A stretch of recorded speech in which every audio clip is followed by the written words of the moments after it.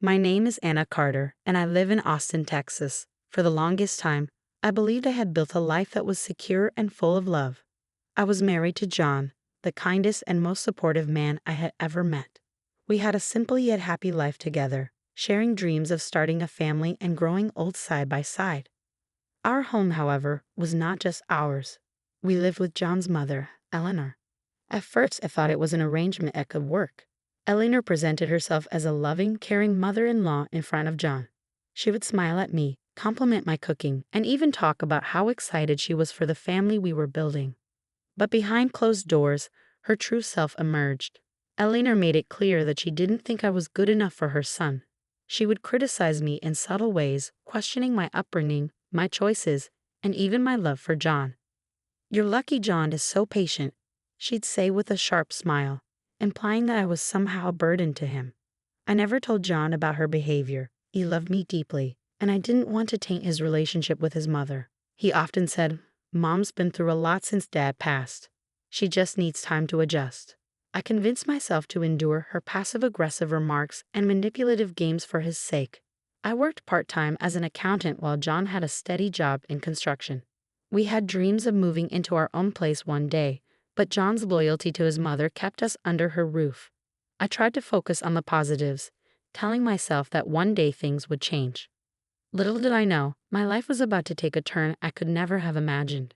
Everything changed on a rainy Tuesday in late October. It was one of those days where the sky stayed gray from morning to night, and the air carried a chill that seeped into your bones. John kissed me goodbye before heading out to work, as he always did. He told me he'd be home early that evening, and we finally start picking out colors for the nursery. I was 4 months pregnant, and we had just found out we were having a baby boy. I remember the way he smiled that morning, his hand resting on my belly for a moment before he left.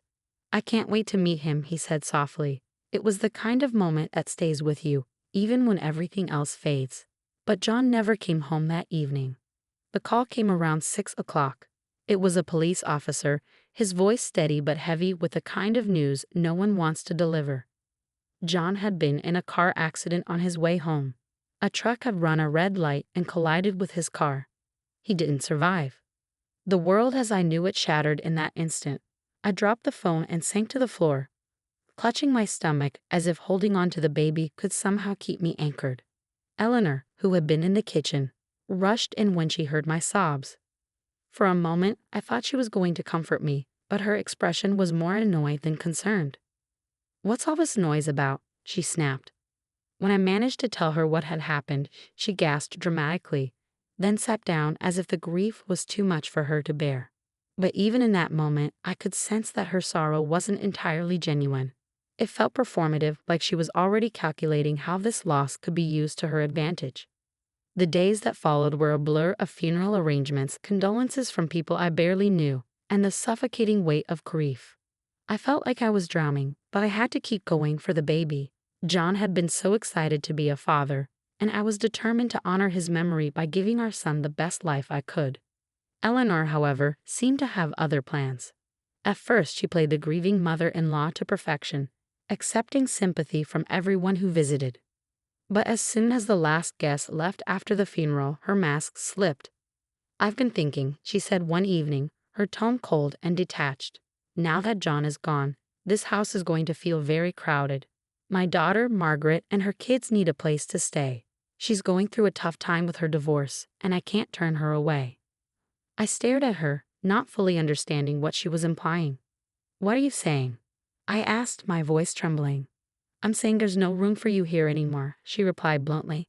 "You'll need to find somewhere else to go. I need the space for Margaret and her children. Besides, raising a baby on your own will be hard enough without staying here." Her words hit me like a slap. I was still reeling from John's death, still trying to process the fact that I was about to become a single mother. And now she was telling me to leave the only home I had. "But where am I supposed to go?" I asked, tears streaming down my face. "That's not my problem," she said, her voice icy. "You're a grown woman. Figure it out." I begged her to reconsider, to let me stay until I could find a stable place for myself and the baby, but she wouldn't budge. She was determined to make room for Margaret, and I was nothing more than an inconvenience to her. Within a week, I was packing up my belongings and leaving the house I had shared with John. I moved into a small, run-down apartment on the edge of town, using what little savings I had to cover the first month's rent. It wasn't much, but it was mine. As I sat on the floor of that tiny apartment, surrounded by boxes and holding my growing belly, I made a promise to myself and my unborn son. We would survive this. No matter how hard it got, I would build a life for us. I wouldn't let Eleanor's cruelty break me. The first few months after I moved out were the hardest of my life. I was still grieving John, trying to navigate a pregnancy on my own, and adjusting to life in a cramped apartment with barely enough money to cover my bills. I took on extra freelance accounting work wherever I could find it, often working late into the night, my swollen feet propped up on a second-hand chair. When my son Ethan was born, it was both the most beautiful and terrifying moment of my life. Holding him for the first time, I felt an overwhelming sense of love and responsibility. He had John's eyes, the same deep brown that seemed to hold the weight of the world, and it broke my heart that John would never get to see him. Ethan became my reason to keep going. Every sleepless night, every struggle to stretch a dollar, every moment of doubt, he was the light that kept me moving forward. I found a full-time job at a finance company a few months after he was born. It wasn't glamorous, but it paid the bills and gave me the stability I needed to provide for Ethan. Slowly, I started to rebuild my life. Years passed, and while the pain of losing John never fully went away, I found strength I didn't know I had. I created a small but happy life for Ethan and me. We had our routines, our little traditions, and a growing circle of supportive friends who became the family I had lost. Then one evening, out of the blue, my phone rang. I almost didn't answer when I saw Eleanor's name on the screen. It had been years since I'd heard from her, and I wasn't sure I wanted to. But curiosity, or perhaps some lingering sense of duty, got the better of me. "Anna," she said, her voice trembling. "It's me, please don't hang up." I stayed silent, unsure of what to say. I need to apologize," she continued. "I've been terrible to you. I know that. I hurt you, and I hurt Ethan. I was wrong to kick you out, wrong to treat you the way I did. Please, can you forgive me?" Her words should have moved me, but something about her tone felt off. It wasn't just remorse I heard. It was desperation. "Why are you calling me now, Eleanor?" I asked, my voice steady but guarded. She hesitated, and then the truth spilled out. Margaret, the daughter she had chosen over me, had drained her finances and left her in debt. After years of supporting Margaret and her children, Eleanor had nothing left. Margaret had moved out, taking her children with her, and now Eleanor was alone and broke. "I have nowhere to go," she said, her voice cracking. "I've lost everything. Please, Anna, I just want to see my grandson. I want to be part of your lives. Maybe I could stay with you for a while." Her words ignited a fire in me that I hadn't felt in years. Memories of that cold evening when she had thrown me out flooded back, the look of indifference on her face as I begged her for mercy, the way she had turned her back on me and my unborn child. "No," I said firmly. She was silent for a moment, as if she hadn't expected me to refuse. "Anna, please, I'm begging you. I have nowhere else to turn." I took a deep breath, my hands shaking with a mix of anger and resolve. "Do you remember the day you kicked me out, Eleanor? I was pregnant, grieving, and completely alone. You didn't care. You told me to figure it out, and I did. Now it's your turn. Go to Margaret. Go enjoy the life you chose with her and her kids, because you're not welcome here." "Anna, please." "No," I interrupted, my voice rising. "You don't get to use me now that you've burned every other bridge. You made your choice, Eleanor. Now you have to live with it." I hung up the phone, my heart pounding. For a moment, I felt a pang of guilt, but it was quickly replaced by a sense of liberation. For years, I had carried the weight of Eleanor's cruelty, letting it shape how I saw myself. But now, for the first time, I stood up for myself and for Ethan. That night, as I tucked Ethan into bed, I felt a peace I hadn't known in years. I wasn't just surviving anymore, I was thriving. I had built a life for us, one that was free from toxic people and full of love and possibility.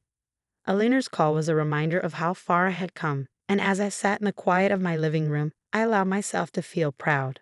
This was my life now, and I wasn't going to let anyone take it from me. In the weeks that followed Eleanor's call, I found myself reflecting on everything I had been through.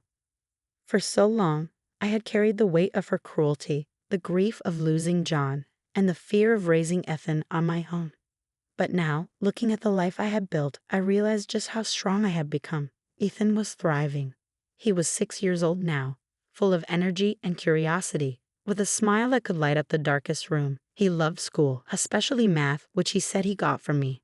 Every time he laughed or told me about a new friend he made, I felt a warmth that reminded me why I had fought so hard to protect him and give him a better life. My career had also blossomed. What started as a job to make ends meet had grown into something I was truly proud of. I had worked my way up in the finance company, earning promotions and respect from my colleagues. I was now managing a team, and for the first time in years, I felt financially secure. But the greatest change wasn't in my circumstances, it was in me. For years, I had doubted myself, questioning whether I was strong enough, smart enough, or capable enough to handle everything life threw at me. Eleanor's words had planted seeds of insecurity that took years to uproot. But now I saw myself for who I truly was, a survivor, a fighter, and a mother who would do anything for her child. I had also built a community around me, something I never thought I'd have again. My friends had become my family, supporting me in ways Eleanor never had. They were there for Eakin's birthdays, cheering him on at his soccer games, and showing him what real love and kindness looked like.